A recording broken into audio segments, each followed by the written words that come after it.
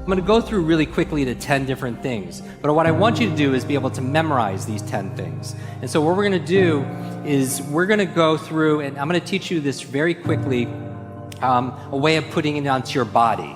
And we're going to put it onto your body just for ease.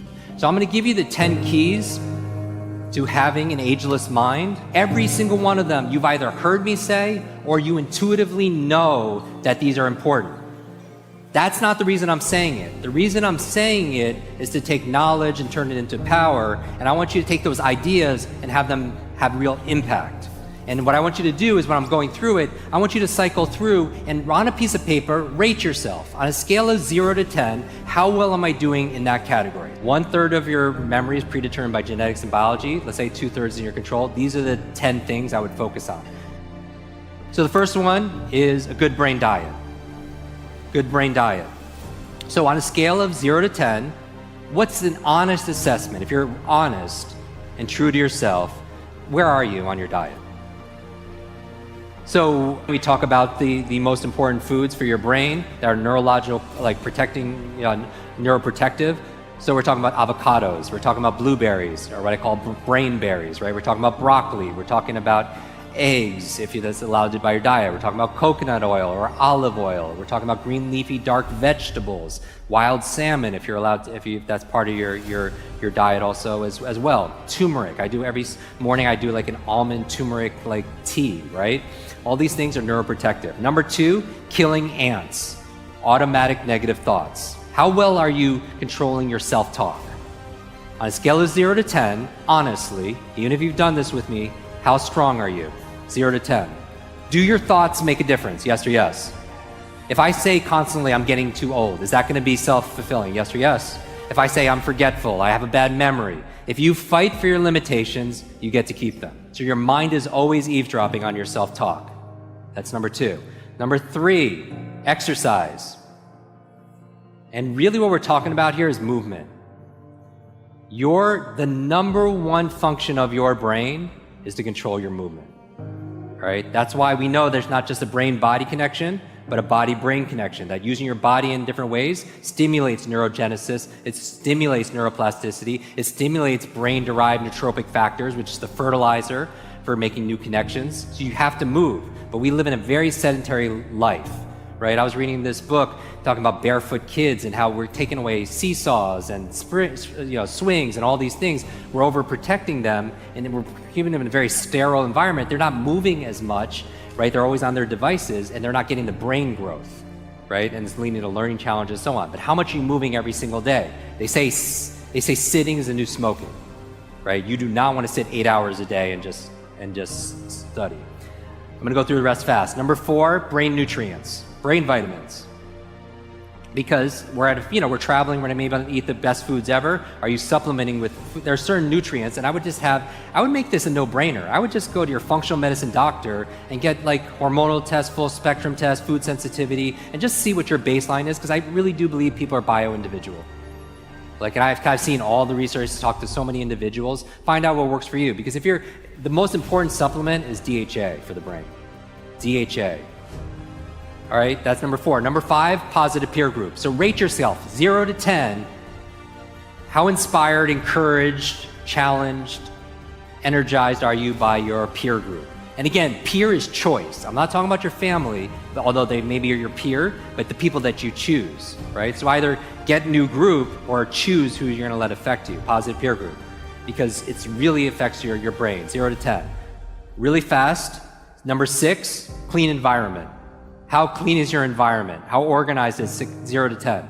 And you know this, right? Is your external world reflected by your internal world and vice versa? Because it's a feedback loop. Have you ever cleaned your room, cleaned your desktop, cleaned your work area, and all of a sudden you have clarity of thought? The reason why I brought up the boxing match is because I go over there, we watch this fight, and afterwards I was like, I was me sitting here, Sylvester Stallone on the couch here, and then to his left was Arnold Schwarzenegger. And I swear, if you took a picture of that, like, they'd be like, who photoshopped that Asian dude in that photo? But I was like, what does it take to be a champion like those guys? And then Arnold said, Jim, the difference between an amateur and a champion is a champion's willing to push past the pain period. Just like for those of you who did the exercise over the past few days, it's that intensity. And is there a pain period in a relationship? Is there a pain period sometimes in a health crisis? Is there a pain period also in your business?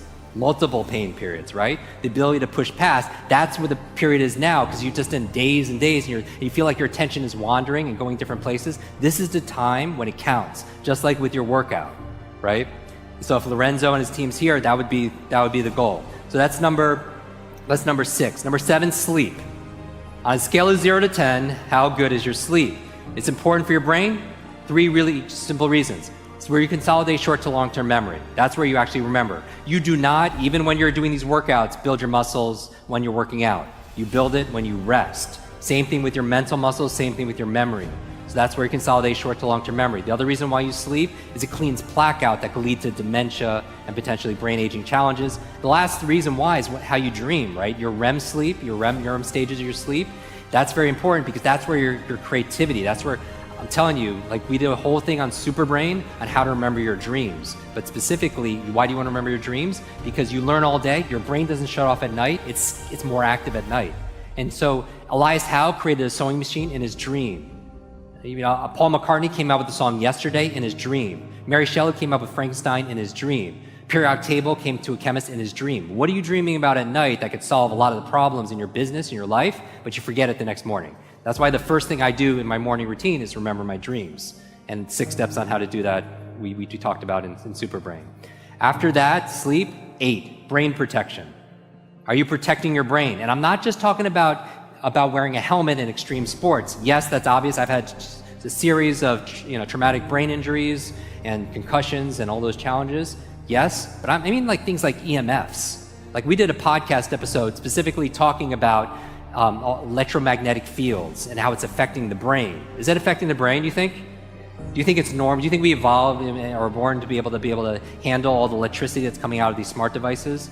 You know, I read recently that over 90% of kids sleep with their phones underneath their pillows, right? Not on airplane mode, right? So it's big challenge. We just did 2 videos on that. They have 4 million views in just a matter of weeks. You should watch those videos. EMFs, protect your brain. Number 9, new learnings. New learnings, meaning that you might have seen the longevity. This is a longevity conference on the cover of Time magazine where was this study on nuns who were living 80, 90 and above. What was the secret to their longevity? Part of it was their emotional faith, gratitude. The other half, lifelong learners. These group of women were just learning every day, reading every day, having deep conversations, doing the work every single day. It added years to their life and life to their years. So always learning, and I'm preaching to the choir here. But I know for a fact, most of you could actually push it even more, all right? That's how you create neurogenesis and neuroplasticity. If you want to know the secret to having an ageless mind, neurogenesis says you could create new brain cells the day you die. Neuroplasticity is saying you can create new connections to the day you die. The 2 most important factors outside of sleep that's going to promote neurogenesis, neuroplasticity, novelty and nutrition.